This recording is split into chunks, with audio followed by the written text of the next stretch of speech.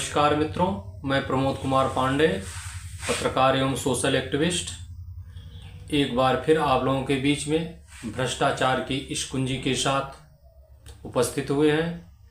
मित्रों, हम हर एपिसोड में आपको ये बताने का प्रयास करते हैं कि भ्रष्टाचार की शुरुआत जड़ कहाँ से है। आज हम चर्चा करेंगे उत्तर प्रदेश की योगी सरकार अपराधियों पर जीरो टॉलरेंस नीति पर काम कर रही है। बहुत सी उपलब्धियां इस सरकार के नाम दर्ज भी हो चुकी हैं। गुंडे, माफिया और अपराधी थर थर कांप रहे हैं। हमने यहाँ तक भी खबरों में देखा है कि गले में तख्ती लटकाए हुए खुद ही समर्पण करने के लिए जा रहे हैं। जब सरकार इतनी ईमानदारी और भ्रष्टाचार पर इतनी शक्ति से कार्य कर रही है, फिर भी चोर, उचक्के और अपराधियों का हौसला कहीं न कहीं बुलंद होता दिख ही जाता है। ये चोर और अपराधी, गुंडे, माफिया, उचक्के आज योगी सरकार को चुनौती देने के लिए अगर सर उठा रहे हैं, तो क्या यह संभव है कि बिना पुलिस के सहयोग के संभव हो सकता है? हम समझते हैं समाज का कोई भी जिम्मेदार व्यक्ति इस बात को स्वीकार नहीं कर सकता कि अगर पुलिस ईमानदारी से कार्य करे तो उस क्षेत्र में कोई चोरी छिनैती की घटना हो जाए। सरकार इस पर तेजी से नियंत्रण भी कर रही है। और जब उत्तर प्रदेश के यशस्वी मुख्यमंत्री योगी आदित्यनाथ जी भ्रष्टाचार पर नियंत्रण के साथ साथ अपराधी और माफियाओं को मिट्टी में मिलाने की सौगंध के साथ शक्ति साधना कर रहे हों, शक्ति साधना से प्रदेश को एक संपन्न और समृद्ध प्रदेश बनाने की ओर प्रयत्नशील हों, ऐसे में जब वो शक्ति साधना कर रहे हों, उस समय शक्ति पीठों से, मंदिर से घंटा, दान पत्र और चीजें चोरी होती रहे और पुलिस उस पर प्राथमिकी तक भी दर्ज न करे और अगली चोरी और छिनैती का इंतजार करती रहे, तो इस पे जिम्मेदारी किसकी है ये भी तय होना चाहिए। आज हम चर्चा करेंगे नवरात्र में जब नव दुर्गाओं की पूजा का पूरे देश में हर्षोल्लास का माहौल है, लोग शक्ति साधना में लीन हैं, वहीं पर कुछ ऐसे लोग भी हैं जो शांति व्यवस्था को, सनातन परंपरा पद्धति को और हिंदू धर्म को नीचा दिखाने के लिए माननीय मुख्यमंत्री जी के मिशन शक्ति साधना को नुकसान पहुंचाने के लिए इस ढंग के कृत्यों में भी लगे रहते हैं। आज हम चर्चा करेंगे सबसे पहले जनपद सुल्तानपुर में सिद्धिदात्री अध्यात्म शक्तिपीठ, जो पूरे रामदास जी बासी सुल्तानपुर में स्थित है।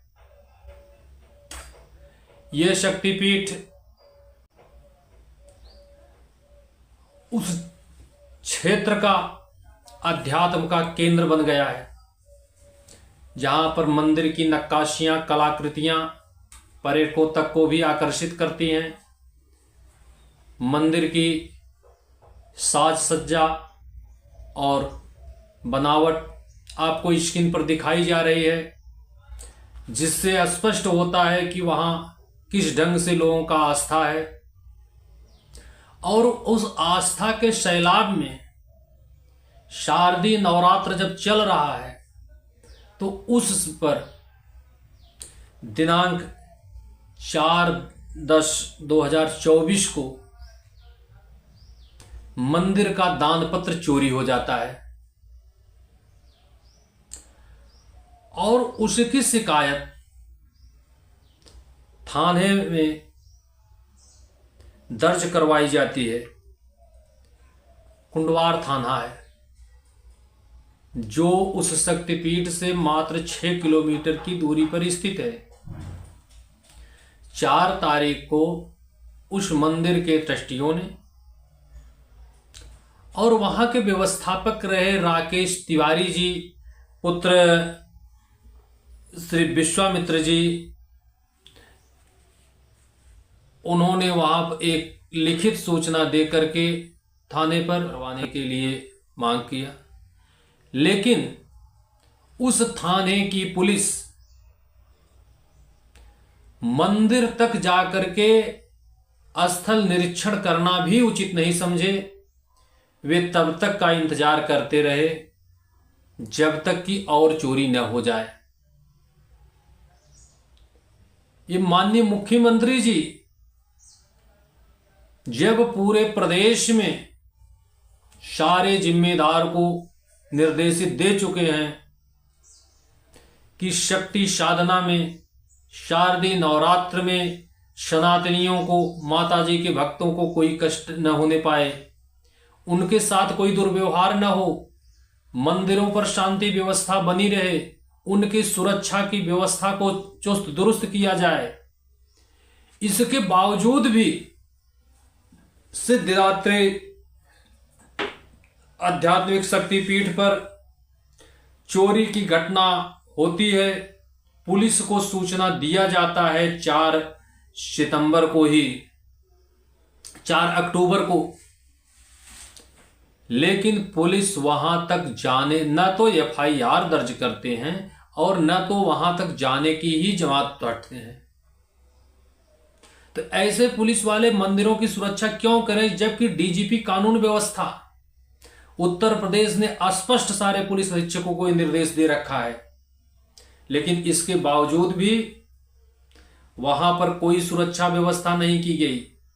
6 तारीख को शाम को रात्रि में पुनः उस मंदिर से sound mixer machine, Ahuja company का इन्वाइटर, बैटरा सहित पीतल के घंटे और पूजा के सामग्री पुनः चोरी हो जाते हैं।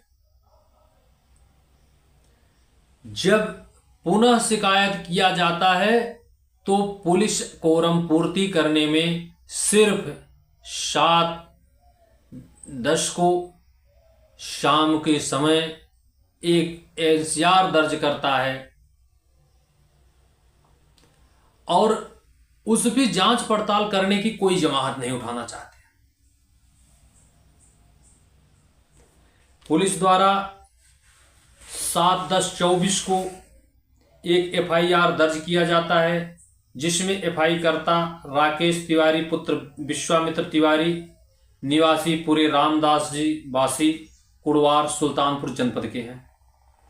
इसमें एफआईआर नंबर 265 सन 2024 दर्ज है और भारतीय न्याय संहिता की BNS 2023 के अंतर्गत धारा 305 में एफआईआर पंजीकृत किया गया।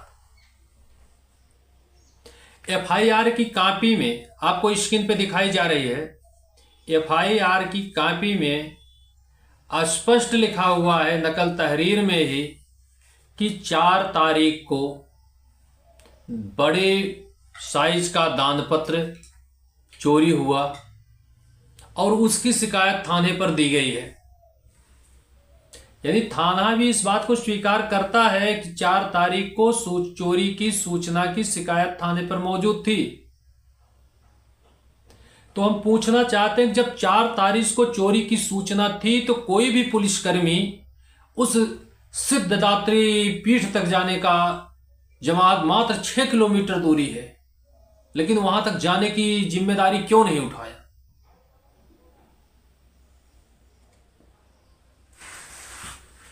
कुड़वार के थाना अध्यक्ष, जिनकी जिम्मेदारी है सभी मंदिरों पर, सभी देवी के मंदिरों पर, सभी सनातन से जुड़े मंदिर जहां आस्था के केंद्र हैं, उनकी सुरक्षा की व्यवस्था की जिम्मेदारी है, लेकिन चोरी की सूचना पर भी नहीं जाते हैं।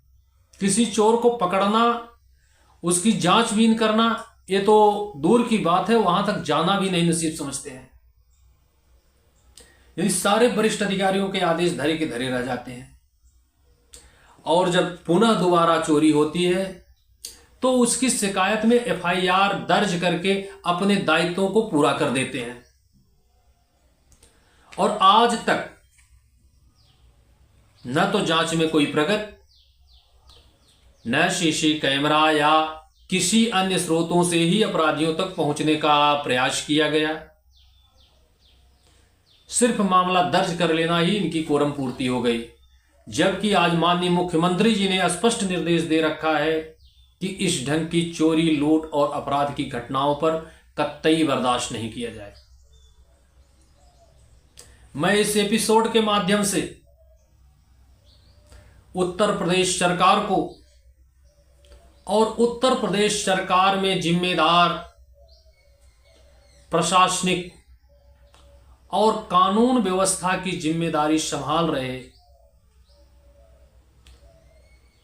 डीजीपी कानून व्यवस्था उत्तर प्रदेश, डीआईजी, आईजी और पुलिस अधीक्षक सुल्तानपुर से ये मांग करता हूं कि इस ढंग से शक्तिपीठों पर लाखों सनातनियों के आस्था के केंद्रों पर कुठाराघात करने वाले अपराधी उचक्कों पर त्वरित कार्रवाई की जाए और इस चोरी की घटना में लापरवाही करने वाले पुलिस अधिकारियों के खिलाफ भी कठोर कार्रवाई की जाए, जिससे वे लोग अपराध पर नियंत्रण करने में संकोच न करें और समाज में भयमुक्त वातावरण बन सके, मंदिरों में, मठों में सुरक्षा की भावना हो। आए दिन इस ढंग की घटनाएं मिलती हैं, मंदिरों में, मठों में चोरी हो गई। पिछले कुछ वर्षों से इस ढंग की घटनाओं में बहुत गिरावट आई। पहले तो अक्सरतः समाचार पत्रों में, टीवी चैनल खोलिए तो एक ही खबर मिल जाती थी, फला मठ में घुसकर साधु की हत्या कर दी गई। लेकिन कम से कम उत्तर प्रदेश में इस चीज़ों पे नियंत्रण था।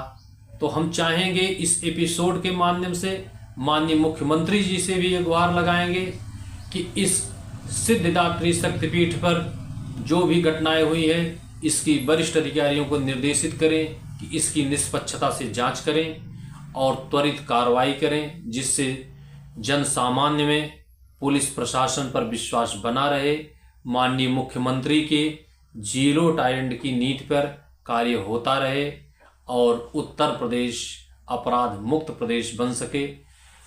इसी के साथ हम आज के इस एपिसोड में इतने ही। अगले एपिसोड में हम उस सिद्धिदात्री मंदिर पर हुए चोरी के साक्ष्य और उस पर की गई अब तक की पुलिस की कार्रवाई का हुए चर्चा करेंगे, साक्ष्यों को इकट्ठा करेंगे। हम इस पे पुलिस अधिकारियों के बयान को भी आपके सामने रखेंगे एक दो एपिसोड में, और इस पर तह तक जाकर के भ्रष्टाचार में संलिप्त कौन है इसकी खोज करके हम आप लोगों के सामने तक लाने का प्रयास करेंगे। क्योंकि मेरा मानना है, व्यक्तिगत एक विधि विश्लेषक होने के नाते मैं यह मानता हूं कि अगर पुलिस चाहेगी तो इस ढंग के अपराध पे त्वरित नियंत्रण कर सकती है। इसलिए मैं माननीय मुख्यमंत्री जी से भी पुनः निवेदन करूंगा, इस पर त्वरित कार्रवाई करते हुए इस ढंग की घटनाओं को, जो पूरे उत्तर प्रदेश में इस ढंग के माहौल खराब करने का प्रयास किया जा रहा है, लोगों की भावनाओं के साथ खिलवाड़ का प्रयास किया जा रहा है, ऐसे कालनेमी चोर और उचक्कों के खिलाफ त्वरित कार्रवाई करें। तब तक के लिए जय श्री राम, जय हिंद।